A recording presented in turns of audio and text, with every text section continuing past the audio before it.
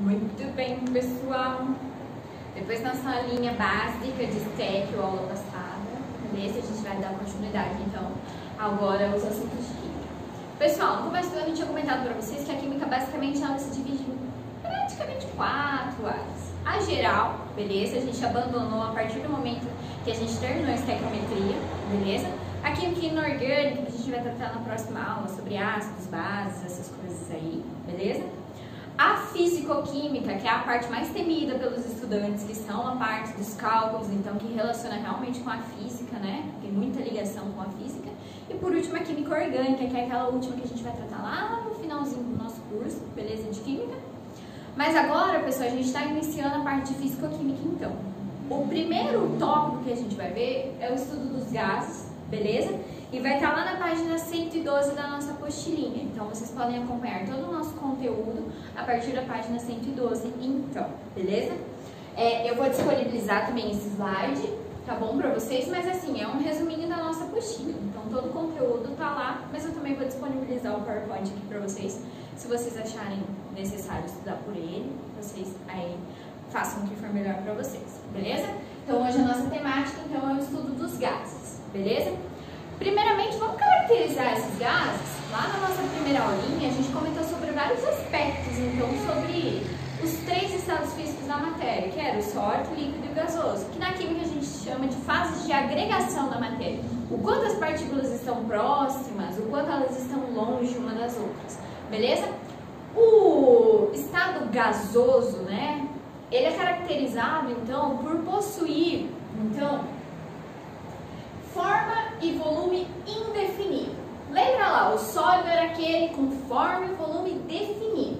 O líquido era aquela situação intermediária, porque as partículas já estão um pouquinho mais espaçadas do que no sólido, porque elas estão bem juntinhas. O líquido, ele possui volume definido e forma variável, porque ela vai se adaptar a qualquer recipiente.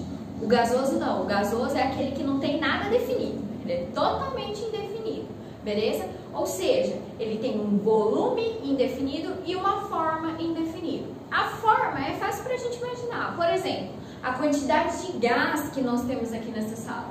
Ela está tomando o formato dessa sala, retangular, quadrada, o formato que ela tiver, beleza? O volume ele é indefinido também, pessoal, porque eu posso adaptar ele pela alta compressibilidade e expansibilidade de um gás. Por quê?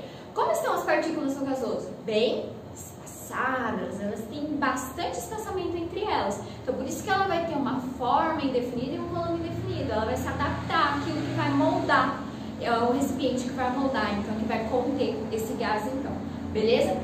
Primeiramente, pessoal, por que a gente vai estudar gases? Porque é uma matéria aí, são substâncias que a gente tem muito contato. Porque, se a gente imaginar, nós estamos envoltos de gases. O ar atmosférico, ele nos cerca, ele nos rodeia, beleza? Apesar de a gente não enxergar, mas a gente sabe que a gente tem aí uma infinidade de gases rodeando aí a nossa volta, beleza? Então, os gases vão formar as misturas gasosas homogêneas. Os gases, eles dificilmente estão isolados, eles estão em misturas. Por exemplo, o ar atmosférico é uma composição de nitrogênio, oxigênio e gás argônico, beleza? A gente não tá vendo, ó, isso daqui é partícula de oxigênio, isso daqui é partícula de nitrogênio. Não, eles estão bem misturados, então eles vão formar misturas homogêneas, apenas um aspecto visual, beleza? Toda, pessoal, toda e qualquer mistura gasosa é homogênea, não tem como ser heterogênea, beleza? Vão possuir forma e volumes indefinidos, que a gente já completou, e por conta disso, pessoal, eles possuem alta compressibilidade e expansibilidade. O que significa isso, pessoal? Se eu pegasse uma seringa, que como eu fiz lá na primeira aula, e colocasse a minha ponta no dedo, o meu dedo na ponta dela e tentasse pressionar, eu conseguiria pressionar normalmente. Então, isso se deve ao fato do que? A gente já conversou lá na nossa primeira aulinha de química.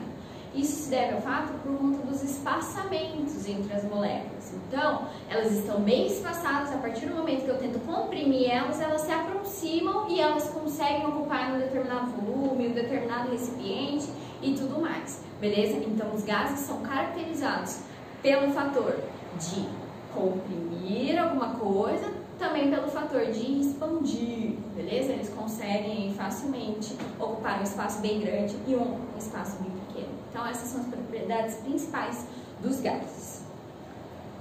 Pessoal, o que vai orientar as nossas queridas continhas? Vai ser aí uma teoria chamada teoria cinética dos gases. A gente não vai considerar todo o gás, beleza? A gente vai considerar um comportamento específico do gás que a gente chama de comportamento de gás ideal. São os gases ideais para as continhas, beleza? Como que funciona o gás ideal? Primeiramente, as partículas que compõem vão ter movimentos aleatórios, que a gente chama de caótico. Bom, a gente sabe que tudo que tem matéria é composto por partículas e essas partículas estão em constante movimento, até num sólido. Apesar de possuírem pouco espaçamento, elas conseguem ainda se movimentar. Mas no gasoso, como elas estão bem espaçadas, elas conseguem se movimentar sem nenhum problema. E esse movimento das partículas não é ordenado. Elas vão para cima e para baixo, para cima e para baixo. Não, mentira, elas vão para onde elas querem. Então, elas vão se movimentar de maneira caótica, de forma caótica. A gente não tem como controlar e falar, agora ela vai para cima, agora ela vai para baixo. Não, ela vai para onde ela quiser, beleza? Segundo comportamento aí de um gás ideal que a gente considera interações intermoleculares desprezíveis. Bom, a gente já falou sobre interação intermolecular, não é? Interação entre moléculas é o que mantém juntas as moléculas. Se a gente pensar que o gás aqui à nossa volta é uma mistura de várias moléculas de vários gases, então teoricamente elas têm uma interação intermolecular. Só que para o gás ideal a gente desconsidera essa interação. Por quê? A gente considera o fato dessas partículas estarem tão distantes umas das outras que elas praticamente não possuem interação entre si, beleza? Então a gente não considera a interação intermolecular entre moléculas, a gente despreza elas. E por último, pessoal, a gente tem que falar que existem no gás ideal choques perfeitamente elásticos. Vamos imaginar, pessoal, a gente sabe que elas estão aí se movimentando. E muitas vezes elas vão se chocar uma com as outras, beleza? Porque não tem como controlar isso. O choque que acontece entre uma partícula e a outra, a gente fala que tem que ter uma conservação de energia. O que significa essa conservação de energia? A mesma força com que elas se chocam é a mesma força com que elas vão aí se distanciar uma da outra. Então, isso que é um choque perfeitamente elástico. A energia é a mesma hora que sai e volta. Beleza? Isso é um choque perfeitamente elástico. Então, esses três fatores são o que faz com que um gás seja ideal, beleza? Ai, professora, mas então se ele é ideal, a gente não tem gás ideal no nosso dia a dia. Por que a gente desconsidera o gás real, aquilo que realmente nos serve? Pessoal, gás real, para os cálculos, a gente teria que fazer correções e essas correções seriam muito complicadas. E a gente só vê correção geralmente no ensino superior. Então, para fazer cálculos matemáticos, nós vamos usar então o gás ideal. E o que seria o gás ideal? Ele possui movimentos aleatórios das partículas, esse movimento é caótico, interações intermoleculares desprezíveis e choques perfeitamente elásticos. Além disso, pessoal, a gente considera uma alta temperatura e uma baixa pressão, beleza? Mas basicamente são esses três fatores junto com a pressão e a temperatura. Isso para nós seria um gás ideal, beleza? Pessoal, a partir desse gás ideal, nós temos três variáveis de estudo para esse gás, que são pressão, temperatura e volume. Vamos falar um pouquinho de cada uma aí e como elas vão se comportar na química, então, nos nossos cálculos. Primeiramente, vamos falar sobre a pressão. O que é a pressão? Seria a força exercida pelas partículas quando elas se esbarram aí, quando elas colidem contra a parede do recipiente que contém o gás. Então, beleza? Então, se eu tivesse um potinho aqui com ar dentro, a pressão seria justamente as partículas batendo no recipiente desse potinho. Isso é a nossa pressão, então. Beleza? Pessoal, pressão. A gente tem várias unidades de medida. Pascal, bar, nós temos milímetros de mercúrio, nós temos ATM, nós temos várias unidades de medida. Quem que a gente vai utilizar basicamente na química? ATM e milímetros de mercúrio, beleza? Se vocês tiverem curiosidade para saber como que foi o experimento aqui, que ocorreu para equivaler a 760 1 ATM. O YouTube tá aí, beleza? Uma infinidade de vídeos aí autoexplicativos, beleza? Mas aqui o que interessa para nós realmente são as unidades de medida. Aqui, pessoal, eu coloquei um relacionado com o outro porque muitas vezes vocês vão ter aí que converter unidades, beleza? Então tem que prestar bastante atenção no exercício, no que ele está pedindo no enunciado. Mas a gente sabe que 1 ATM corresponde, então, a 760 mililitros de mercúrio, então, beleza? Essa aí seria a correspondência da pressão. São as duas mais utilizadas em química, beleza? Pascal, bar, esse monte de outras coisas a gente geralmente não usa. São esses dois aí que a gente vai usar então, beleza? Volume, pessoal. O volume a gente já viu que corresponde ao espaço aí que a matéria ocupa. No caso, se a gente está falando de gás, aí vai ser o espaço que esse gás vai ocupar então, beleza? Pessoal, as relações então que a gente vai ter.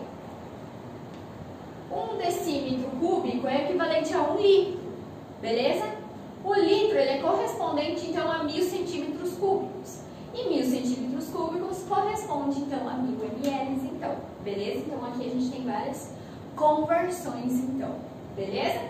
Pessoal, no sistema internacional aí a gente usa o metro cúbico, beleza? Mas o que mais vai aparecer aí para vocês é o litro para grandes quantidades de gás, ou então é ml para pequenas quantidades. Mas aí a gente tem vários sistemas aí de conversão e esse slide vai juntamente com vocês. E na apostilinha também tem todas as conversões possíveis aí de litro para metro cúbico, para decímetro cúbico e tudo mais, beleza? Mas sempre prestando muita atenção no enunciado, beleza? Por fim, pessoal, nós temos a temperatura. Essa é a terceira variável de estudo de um gás. Pessoal, a gente fala muito de calor, né? O que seria o calor? O calor seria a energia em trânsito, beleza? Então, a energia que vai aí se transcorrer de um corpo para o outro, isso é o denominado calor. O que é a temperatura? Seria a unidade de medida, então, do calor, beleza? Da agitação dessas partículas, beleza? Pessoal, temperatura para o estudo de um gás, nós utilizamos em Kelvin. Nós sabemos aqui que no Brasil é muito comum, é muito utilizado graus Celsius, beleza? Mas aqui para gás nós vamos utilizar o Kelvin, que é a escala absoluta utilizada na ciência. Então eu já coloquei aqui a conversão para vocês. Geralmente o enunciado adora colocar temperatura em graus Celsius. Então o que vocês vão fazer para converter para Gauss-Kelvin? Para Kelvin, não graus. Você vai pegar a temperatura em graus Celsius e somar 273, beleza? Isso é a conversão. Então, por exemplo, se eu tiver lá uma unidade aí 10 graus Celsius, por exemplo, é só eu somar a 273, que vai equivaler então a 283 Kelvin. Simplesmente isso, beleza? Pessoal, atentem-se muito. A partir de agora, o enunciado gosta de pegar muita pegadinha, colocar muita pegadinha para vocês. E aonde estão as principais pegadinhas? Conversão de unidades. Ele vai te dar várias unidades que não correspondem uma com a outra. E aí, se você pegar elas e simplesmente fazer a conta, você vai estar errando, porque você não converteu as unidades certas. Beleza? Então, aqui tem várias unidades que eu passei para vocês, as correspondências delas. Então, atentem-se muito aos enunciados. Beleza? Agora, começamos com a primeira linda do ano, a primeira fórmula de vocês, pessoal. É conhecido, então, como a lei geral dos gases. Bom, nós falamos as três variáveis, pressão, volume e temperatura. É a formulinha que vai relacionar as três, beleza? Então, vai ser a expressão aí que vai determinar a lei geral dos gases perfeitos, os gases ideais, então, que vai relacionar pressão, volume e temperatura, beleza? Então, aqui, pessoal, a gente tem que pressão inicial pode ser P1, pode ser PI, P0. Então, o estado inicial da situação é, então, a pressão inicial, o volume inicial dividido pela temperatura inicial vai ser igual à pressão final, o volume final e a temperatura final. Beleza? Vocês colocam o que vocês quiserem aqui. 1, F, I, 0, aquilo que vocês acharem melhor. Mas sempre tem que ser um estado inicial e um estado final. As considerações iniciais e as considerações finais. Beleza? É isso que vocês vão extrair do nosso enunciado. Beleza? Pessoal, formulinha. Como que vai decorar essa formulinha? Ai, meu Deus, é mais uma para eu decorar. decorar? Como que vai decorar? É o nosso conhecido PVT Pivot, beleza? Então, pressão, volume, temperatura inicial, pressão, volume, temperatura final. De novo, PVT Pivot, beleza? Lindo, vai decorar e não vai esquecer mais, beleza? Pessoal, como que vai aparecer isso para vocês enunciar? Eu tenho uma condição de pressão inicial, de volume inicial X, de temperatura inicial. Eu quero saber a minha pressão final através do meu volume final e da minha temperatura final indicadas no enunciado. Então, geralmente, ele vai pedir uma dessas aqui e vai fornecer todas as outras, beleza? Só substituição de fórmula, multiplicar aqui em plus e de boa. Pessoal, vocês vão ver que essa parte aqui de gases é uma coisa assim bem fácil, bem basiquinha, não tem muita dificuldade, beleza? Mas aí é simplesmente aí colocar os dados na nossa formulinha, substituir os dados e fazer a continha de boa. Na apostila tem vários exemplos, beleza? Já vou comentar isso com vocês. Mas é só substituição na fórmula e fazer continha, beleza? Mas não se esqueçam do nosso PVT Pivot, beleza? Pessoal, aquela é a equação geral, beleza? Só que a gente tem algumas transformações específicas. Alguma das três variáveis, né, ou pressão, ou temperatura, ou volume, pode se manter constante. Que aí a gente diz aí, então, que a gente vai ter algumas transformações aí, isocóricas, isobáricas ou isotérmicas. Vamos lá de novo. Pessoal, primeira transformação que vai ocorrer aqui, então, que a gente vai falar, é a lei de Boyle, beleza? Não se prendam muito a esses nomes, tentem decorar aquilo que realmente é, beleza? A lei de Boyle é para uma transformação isotérmica. Para quem não se lembra ou para quem não sabe, iso, prefixo iso, é igual. Então, igual, térmica, temperatura. Então, quem que vai se manter constante? Temperatura, beleza? Aí, eu posso dizer que a lei de Boyle diz o seguinte, que o volume é inversamente proporcional à pressão. Meu Deus, nunca entendi esses inversamente, diretamente, o que significa isso? Pessoal, calma, vamos pegar uma coisa que vocês já sabem e tentar aplicar. Volume não é a quantidade que um gás ocupa. Ótimo. Pressão é a força com que as moléculas batem na parede do recipiente, beleza? Se eu aumento o meu volume, eu diminuo a minha pressão. Ai, tá difícil, não tô entendendo ainda. Vamos pensar no nosso caso da seringa de novo? Se eu tivesse uma seringa e apertasse o êmbolo e colocasse meu dedo na ponta, o que ia acontecer com o meu volume? O espaço não ia diminuir, mas a minha pressão ia aumentar. Porque eu não tenho partículas lá se movimentando. A pressão não é a força com que essas partículas batem. Se eu diminuo o meu volume, o espaço não é menor, então elas vão bater com mais frequência na parede do meu recipiente. É por isso que quando eu aumento uma, eu diminuo a outra. É isso que quer dizer inversamente proporção. Enquanto eu aumento uma, a outra diminui. Beleza? Então, basicamente, a gente consegue essa comprovação. Se eu diminuo o meu volume, eu aumento a minha pressão. Porque eu diminuo o espaço, as partículas estão batendo com mais rapidez e mais força nas paredes do recipiente. Agora, se eu aumento o meu volume, eu aumento o meu espaçamento, é mais difícil as partículas baterem, porque elas têm muito espaço, beleza? Então, quando o volume aumenta, a pressão diminui, beleza? É isso que quer dizer ser inversamente proporcional. Pessoal, se aparecer gráfico, o gráfico vai ser uma curvatura decrescente, beleza? Ele não vai ser uma reta, ele vai ser uma curvatura decrescente. Por quê? Enquanto um aumenta, o outro diminui, beleza? Pessoal, a formulinha é conhecida como Pivot, beleza? Já vou explicar, não precisa ficar decorando formulinha, é super básico aprender isso aqui. Segunda lei é conhecida como a lei de Charles. Vamos lá. A lei de Charles ela é para uma transformação isobárica. Lembra, a pressão não tem uma bonitinha lá, uma unidade de medida chamada barômetro? Bárica vem então de pressão. Quem que vai se tornar constante aqui? A pressão. Então, é a pressão que vai se tornar constante. Quando a gente diz que ela se torna constante, pessoal, a gente corta ela da lei geral dos gases, beleza? Então, a gente só considera, então, volume e temperatura. E a lei de Charles diz que o volume é diretamente proporcional à temperatura. Quando um aumenta, o outro aumenta também. Bom, vamos pensar igual da pressão lá com o volume?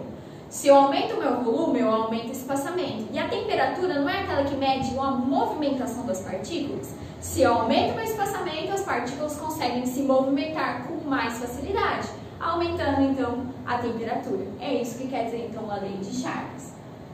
A bonitinha aqui conhecida é como Petit-Bottom, beleza? Por último, pessoal, nós vamos ter aí a lei Gay-Lussac. Essa é mais difícil de vocês esquecerem por causa do Gay-Lussac, beleza? Ela é conhecida como uma transformação isocórica, ou então chamada de isovolumétrica. Ah, essa é mais fácil de lembrar. Volume, né? Volume igual. Então, quem que vai ser constante aqui? O volume, beleza? Aqui também a pressão vai ser diretamente proporcional à temperatura, então. Bom, a temperatura não é a medida de agitação das partículas. Se elas estão mais agitadas, quer dizer que elas estão batendo com mais frequência na parede do recipiente. Isso quer dizer que então aumenta a minha pressão. Belezeira? A equaçãozinha é conhecida como Petit-Bottom. Beleza? Gente, por que não precisa ficar decorando essas três? Porque se a gente reparar, cada uma usa uma coisa. Se a gente voltar na nossa lei anterior, que é o nosso querido Petit-Bottom, e eu falar para vocês que eu tenho um volume constante, isso quer dizer que eu não vou levar ele em consideração. Isso quer dizer que eu vou excluir o volume e o volume. O que me sobra? Pressão e temperatura, beleza? Se a gente voltar lá no nosso slide, quando o volume é constante, não me sobra pressão e temperatura? Simplesmente isso, vocês não precisam ficar decorando três formulinhas. Por quê? A geral já relaciona as três variáveis de um gás. Então, prestar bastante atenção no enunciado. Aquela que ele mencionar constante é aquela que eu vou tirar da minha equação. Se ele mencionar pressão, corto pressão, fica só quem? Volume e temperatura, beleza? Então aí eu sei que ela é uma transformação isobárica. Por quê? Pressão constante. Se ele falar que o volume é constante, uma transformação isovolumétrica, beleza? Porque aí você vai relacionar pressão e temperatura. Agora, se ele falar que é uma transformação isotérmica, ou seja, de temperatura constante, eu sei que eu tenho que cortar quem? Temperatura. E aí eu vou trabalhar com as unidades, com as informações que eu tenho, então. Beleza? Só prestar atenção no enunciado. Ele geralmente menciona assim: a pressão constante, sem alteração de pressão, sem alteração de temperatura. Beleza? Então é só você ver quem está constante, cortar da sua formulinha e fazer a equação com os dados que você tem. Beleza? Pessoal, no Petit-Bottom, lá da lei geral dos gases, a gente não considera a quantidade, a fração molar desse gás, o quanto de moléculas eu tenho desse gás. Agora tem uma equaçãozinha chamada equação de Clapeyron, que ela vai relacionar então a quantidade de gás. Beleza? Além das três variáveis de estado. Ela é conhecida, então, mais uma para vocês decorarem, por você nunca rezei tanto. Beleza? Eu rezo muito por vocês, gente, porque esse ano vocês vão arrasar. Então, de novo, por você nunca rezei tanto. Beleza? Então, pressão, volume, M, número de mols. R é a nossa constante universal dos gases perfeitos, dos gases ideais. O exercício vai ter que te fornecer, beleza? E a nossa temperatura. Então, além das três variáveis de estado, aí, pressão, temperatura e volume, ele vai relacionar o número de mols e a constante, então. Beleza? Pessoal, a constante geralmente ela é dada por 0,082 atm, por graus Kelvin, beleza? Isso o exercício vai ter que te fornecer e é o que vai te orientar no exercício a quais unidades de medida que você vai ter que usar. Belezeira? Vamos fazer um exercício aí então, para ver como é que a gente vai se orientar? O exercício diz o seguinte: um certo gás cuja massa vale 140 gramas ocupa um volume de 51 litros sob pressão 2,9 atmosferas a temperatura de 17 graus. O número de Avogadro vale 6,02 vezes 10 a 23 e a constante universal dos gases perfeitos 0,082 atms por litro mol Kelvin. Beleza? Nessas condições, o número de moléculas continuadas no gás é aproximadamente D. Bom, pessoal, quem que a gente vai utilizar? Nós tivemos menção de litros, de temperatura, de pressão, de quantidade de mols aí que ele quer saber, beleza? E ele deu a nossa querida constante universal. Então a gente vai utilizar quem? Por você não ficar rejeitando, beleza? Substituir aqui na minha formulinha. Primeira coisa, a minha constante ela está em ATE. Vamos ver se a minha pressão também está em ATE? Atmosferas. Legal, só substituir na formulinha. Pressão 2,9. Volume. A minha constante está em litro. O volume também está em litro. Substituo na minha formulinha. N é o carinha que eu quero descobrir. R é a minha constante, só substituir. Vamos ver aqui, ó. Kelvin. Graus Celsius. Opa, primeira conversão. Então, para eu fazer a conversão, é só eu somar, então, 273. Isso nos dá um resultado de 290, então. Belezeira? Ótimo, lindo. Tá todo mundo em atmosfera, litro e Kelvin. Isso nos dá um total de 5 mols. Então, N vai ser um total de 5 mols. Nós vimos na aula passada sobre estequiometria. Se ele está perguntando em quantidade de moléculas, em número de Avogadro, ele quer a quantidade de 5 mols. Beleza? Então, eu tenho que fazer mais uma continha.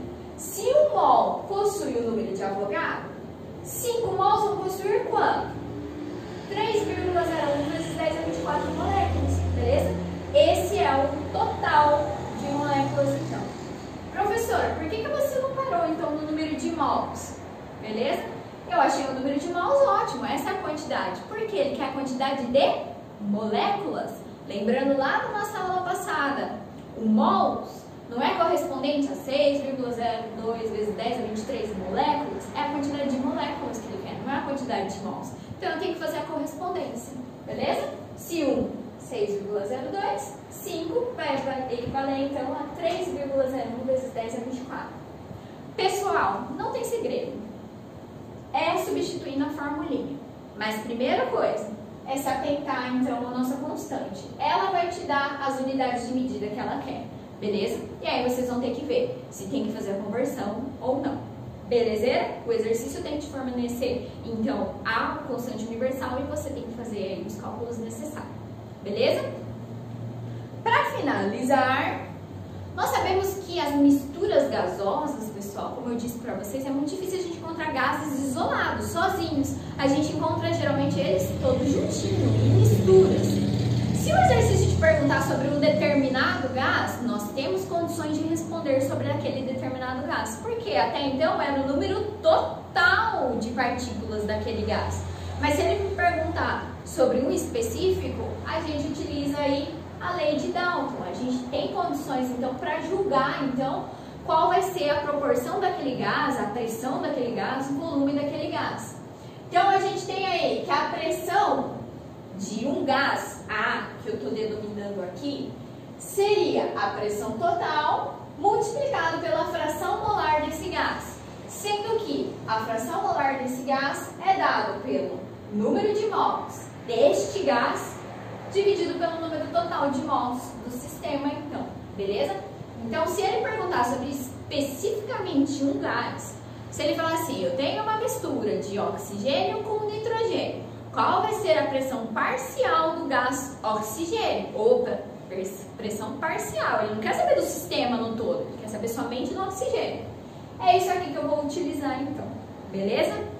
Pessoal, aulinha simples, aulinha papa, de boa, beleza? Então, de novo, tá lá a partir da página 112 da nossa apostila, sendo que a partir da página 118 aí tem lindos exercícios para resolução. São 18 exercícios que vão utilizar, então, o piviti pavotó, todas as transformações, isobárica, isocórica, isotérmica, a equação de Clapeyron também, beleza? E aí no final nós temos aí as frações parciais, então, beleza? Boa sorte! Não matem a professora, mas é super de boa esse conteúdo. Vocês vão ver aí que é só substituição na fórmula, então, ou conversão de unidades. Não tem muita dificuldade nisso daqui, beleza? Pessoal, atentem-se muito, é uma matéria que eles gostam, tá bom? Então, assim, é legal dar uma estudadinha um pouquinho melhor isso daqui, beleza? Mas é super de boa a matéria, então, beleza? Bons estudos, qualquer dúvida conversamos depois, então, no nosso plantão. Até mais, pessoal!